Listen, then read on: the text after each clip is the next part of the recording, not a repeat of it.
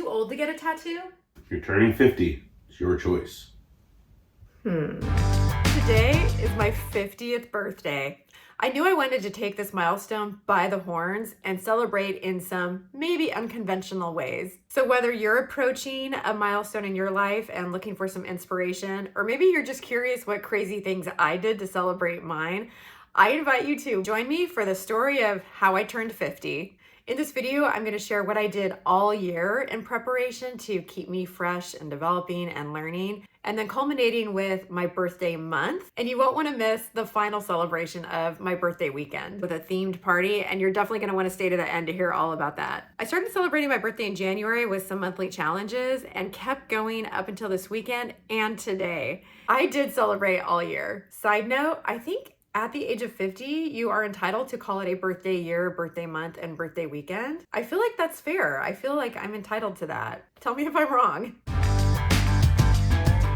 So first of all, I have the benefit of having a late in the year birthday. It's not until the end of October. And so I got to plan starting in January, which is also a great time to start new initiatives and start New Year's resolutions. And beginning in January, I started a series of challenges for myself. Why challenges? Well, I was inspired by Austin Miller. Go check out his Instagram or podcast or restaurant or real estate business. This guy is so infectious with his ambition and the way that he just keeps moving. And as I enter my sixth decade, is it my sixth decade? Because I've already completed 5 decades. So this is my sixth decade. Like we're in the 21st century, right? Anyway, as I get older, I don't want to be stale. I want to keep challenging myself to grow, learn, and develop mentally, physically, emotionally, spiritually. And what better way to continue that growth but through challenges? Okay, so the first monthly challenge I did was meditating every day. And of course, this is for spiritual and emotional development. And it was a challenge. If you followed my journey, and I did video on this one and had a lot of Instagram posts on it, if you go back and look, I cried a whole lot. It was really introspective. It was really emotional for me. That was an interesting time for me because it was also my 3rd month of living by myself. So that was a time of transition for me. But I did love the practice. I did love learning to sit still with my breath. And I did continue for about a week or so after the challenge and might get back into it at some point. I really enjoyed that one. In the middle of the meditating challenge, I started a Whole30 challenge, which I had done before. It wasn't new, but I just wanted to detox and cleanse. I had consumed a lot during the holidays, and that January timeframe is always great for a little cleansing, which I'm probably going to need to do again after my birthday weekend. And then I started a hula hoop challenge, which was hula hooping every day, inspired by my friend Karen, and I would go hula hoop every day for 10 minutes. That was a ton of fun too, and this was a physical challenge for me. After that, I did a push-up challenge and tried to get to 50 consecutive push-ups. I got a lot of comments that I didn't have the exact form because I didn't go down all the way, but I was not doing them on my knees, and I got down most of the way, and I did 49 and a half. So I was really proud of that. In the year that I'm turning 50, I also did a challenge to read the scroll marked 2 from The Greatest Salesman in the World by Og Mandino. Kind of fell short on that one. I had a challenge to do gratitudes every day. Again, this is more for spiritual. Both of those are for personal spiritual development, and kind of fell short on that one. I also had a goal to learn the choreography for Bye Bye Bye by NSYNC, not knowing that it was going to be the breakout scene from the Deadpool and Wolverine movie that came out a couple months later, and that I was going to be a step ahead of the trend by already knowing that dance. I practiced my Dutch for a month, knowing that I would be visiting my Dutch relatives on a terrible app called Duolingo. Would not recommend. I think the only thing I learned how to say is the cow does not read the newspaper. Catches milk. Heen beer. Very useful for the pubs. The sinaasappel spreekt. Ik ben geen banaan. I took photos of sunsets every day for a month. Well, how are these challenges a little unconventional? How do they celebrate 50? Again, I just wanted to be super intentional with this year and doing things and growing and not getting stale. That's kind of a fear of mine, is to not be continually growing. The hula hoop challenge in particular, I did have to travel with my hula hoop. I had a work trip and I also had a personal trip planned during that month. And so I had to learn how to twist and fold up my hula hoop and take it with me on the airplane. And then I was able to hula hoop in some really fun areas, like the hallway at the Venetian Hotel in Las Vegas, where I went for a work conference, and the lanai overlooking the ocean on our Hawaii vacation. The wackiest challenge of all, though, was what I set for myself for my birthday month. I was born in October and have always loved Halloween and dressing up. Honestly, I think the reason I like dressing up is because I really like following a rule. And when you just can pick from anything to wear during the day, there's too many options. And when you're supposed to look like a paradigm of a certain item, I can follow that. That's a little bit easier for my brain to conceive and get wrapped around. Regardless, I've always loved costumes. I've had costume parties during my life because I have a late October birthday, and that falls close to Halloween in the United States, which is a time where adults and children have permission to wear costumes and pretend like they're somebody they're not. And so for the month of October, my challenge to myself was to wear a costume every day in public, which is a little wacky. I started out with just some accessories. I had some butterfly wings and then a funny hat. And then by the middle of the month, I was in full costume. It actually did give me appreciation for celebrities or people that are famous going out in public, and just having people staring at them and not being able to just go to the grocery store and get milk without people stopping in their tracks or turning over their shoulder. It was a little bit exhausting because I felt like all eyes were on me all the time, which they were. So I actually got overwhelmed with this challenge and gave myself permission to stop at mid-month. But I had a lot of fun with it in the moments leading up to that time.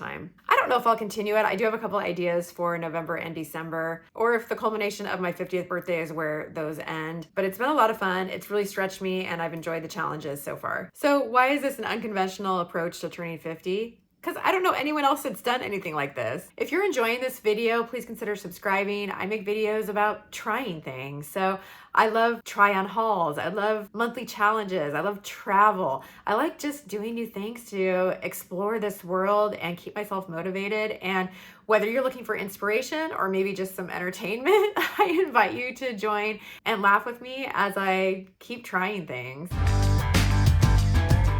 So heading into my 50th year, I knew I wanted a project. I know there's the concept of a midlife crisis. The stereotype is, of course, purchasing a sports car or going on a major trip or something to reclaim your youth. I know a lot of people like to prove their worth by maybe getting another degree to challenge themselves, and I certainly did. And partly to fill in the time gap that my children were leaving, as both of them have moved out, and I am now an empty nester as far as my children. My boyfriend's daughter now lives with us part-time, but my two daughters had moved out. And partly just to challenge myself to keep learning, developing as with the monthly challenges. And so my big project was going to be either commit to a YouTube channel, write a book, or get my master's in environmental policy. Yeah, I chose YouTube. I committed to posting every week on YouTube. It's been such a fun journey to follow through on that commitment. Sometimes it's really challenging because if we have travel coming up or I know it's gonna be a busy week, I have to really strategize when I'm gonna get my editing done,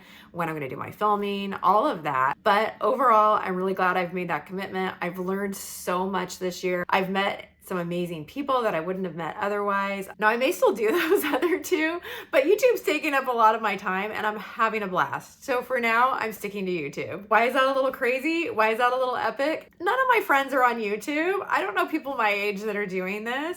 Shout out to my friend's daughter, Ashley Terrell. Go follow her channel because she's blowing it up. But if you look at her channel, she's the same age as my daughter. And that's really what I think of when I think of as YouTubers, is cute girls and get ready with me videos. And that's not me. I'm not young. You don't want to see this without makeup on. Now it's the birthday month. How did I celebrate the month of my birthday? Again, I think it's perfectly all right for you to call it the birthday year, the birthday month, the birthday weekend. It's yours. Own it. I don't do this every year, but 50 is a big deal. I feel like it's a big deal. For my birthday month, I did decide to get a tattoo. A little bit of history here. My daughter is a tattoo artist. So a big part of this is me wanting to support her and her career. Honestly, if it wasn't for her being in her role, I'm not sure I would have ever gotten a tattoo, but it's something I've been thinking about for the past couple of years because of her trade. I'd kind of been delaying it because I didn't really know what I wanted or where I wanted it. For Mother's Day, my daughters both gave me a necklace with their birth flowers and mine on it, and I just thought it was such a lovely sentiment. And I've known people that have had tattoos of birth flowers on them and just kept thinking about it, and it just seemed like the perfect thing to do. And so, the beginning of the month of my birthday month, I let my daughter tattoo me. My birthday's in October, so the top flower is for me and it's a marigold. The next one is a daisy for my oldest daughter, who was born in April, and the lowest one is for my youngest daughter, who was born in February, and it's a violet. Honestly, also, I was a little bit afraid of the pain. People kept talking about how awful tattoos feel. I wanted to do it in my ribs, and people kept saying, oh, that's a really hard area. And so that was a little discouraging, and I had built it up in my mind that it was going to be pretty painful. To overcome that, I actually had visited her at her shop a few months prior, and she tattooed me without any ink in that area, just so I could feel the needle going in. Guys, it's not that bad. If you've had a baby, if you've had needle work done for varicose veins, like that's painful. That goes deep. This is like a little, it's nothing. It feels like a little scratch. It's nothing. It was fine. Piece of cake. If you've had back pain, if you've had Botox, any of that, this is fine. This is nothing. Go get a tattoo. The pain is nothing. She also did put a numbing cream on me though that really helped to deaden the area, so maybe that was part of it too.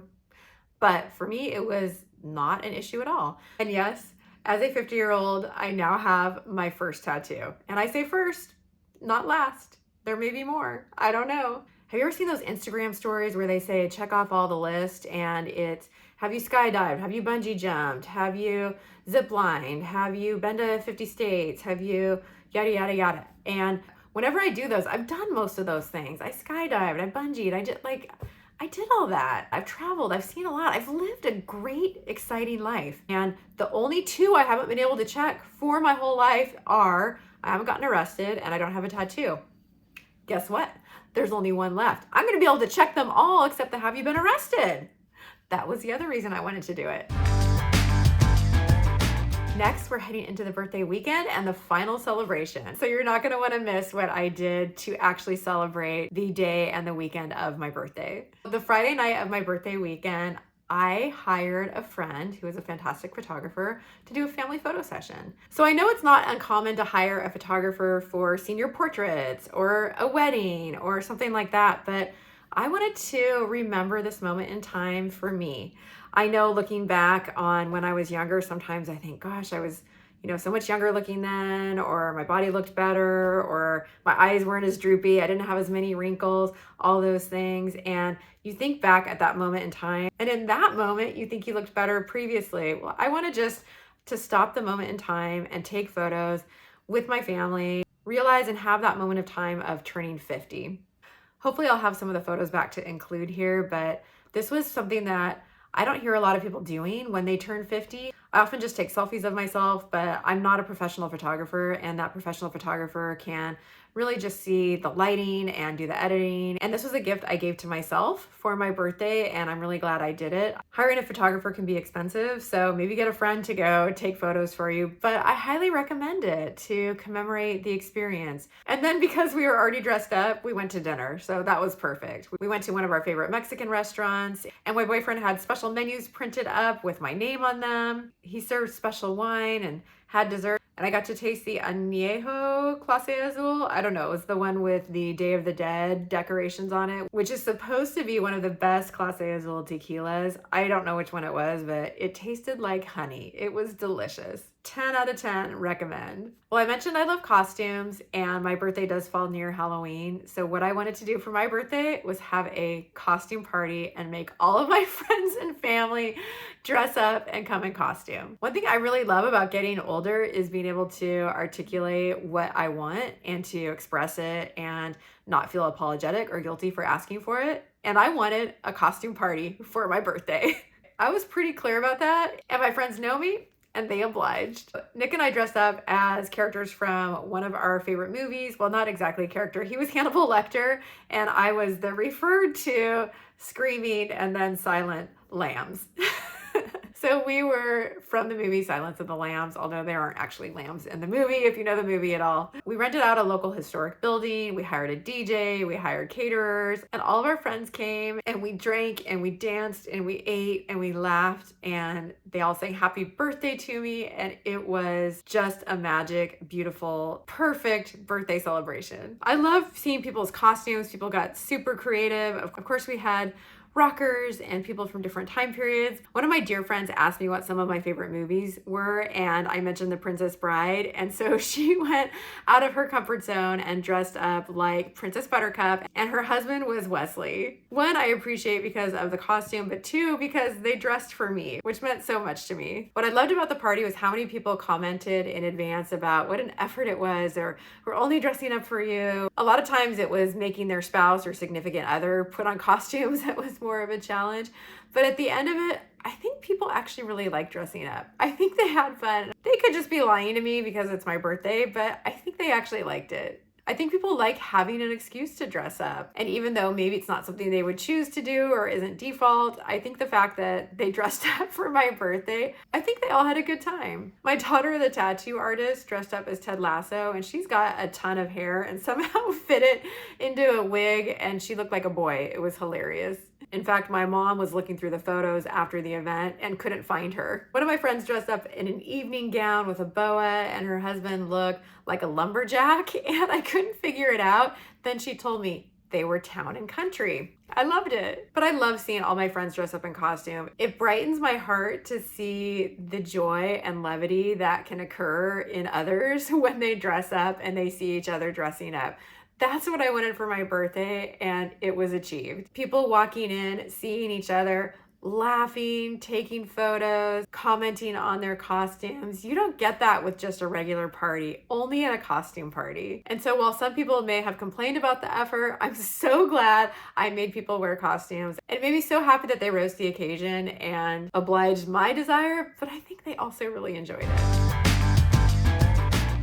So today is my actual birthday, and for a pretty extroverted person, I'm choosing an opposite approach, which is introspection and alone time, which is just perfect. Today, everyone is out of the house, and I'm having some time to work on my video, and I'm gonna read and write a little bit, which I love to do. And today, a phrase from the Bible is hitting me. It's Luke 2:19, and it's, Mary kept all these things and pondered them in her heart. As a child growing up, the word pondered always seemed so elitist.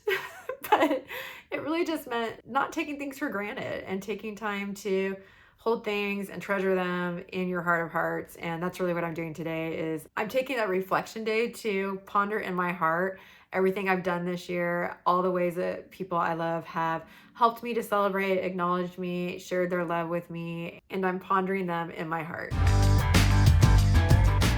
If you're approaching or have already had a milestone, 30, 40, 50, 60, 70, 80, 90. You tell me, what have you done to celebrate and acknowledge that milestone? I would love to hear from you. Write a comment below what your favorite part of your milestone celebration was. Do you wish you had done anything different? Was it perfect the way it was? What do you most remember? Or if you have one coming up, what are you planning? I can't wait to hear how you have celebrated or are planning to celebrate your milestone. And then, is this unconventional? Did anything I did surprise you or seem unconventional, or is this just like what you would expect from one of your friends? I feel like some of the things I do, none of my friends in real life do, but maybe some of you, if you're watching, maybe this is more up your alley and I just haven't met you in real life yet. Again, please consider hitting that subscribe button. It's free, and I'm trying to hit 10,000 subscribers by the end of the year, so that would mean a ton to me. And if you like this video, I'll link my monthly challenges playlist so you can dive into some of the things I did to get to my 50th birthday and watch me struggle through them.